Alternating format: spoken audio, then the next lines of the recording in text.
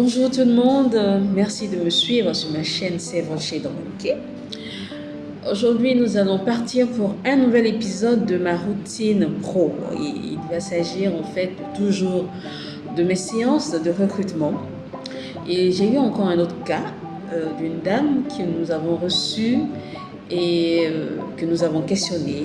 Elle a passé presque toutes les étapes.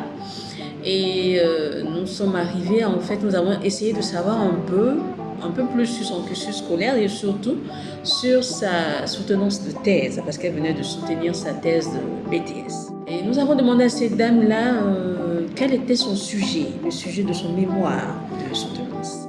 Et la bonne dame de nous répondre qu'en fait, elle ne se rappelle plus de sa soutenance de thèse, elle ne se rappelle plus du sujet.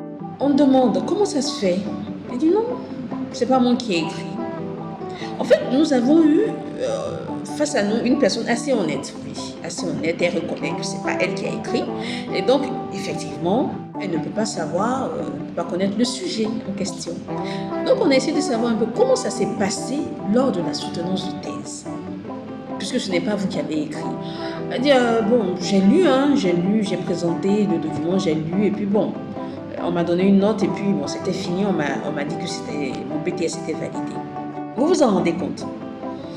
Elle a passé le BTS, elle a obtenu le BTS, elle a obtenu un stage de soutenance et ensuite elle a écrit. Bon, un mémoire a été écrit pour elle par son maître de stage. Elle a pris ce mémoire, elle est allée soutenir, elle a obtenu son diplôme, elle va postuler maintenant à des postes. Vous voyez un peu l'environnement dans lequel nous baignons, l'environnement dans lequel nous sommes actuellement. C'est vraiment difficile et c'est quand on arrive en entretien que nous constatons ce genre de lacunes-là, que nous constatons ces insuffisances que nous avons au niveau national.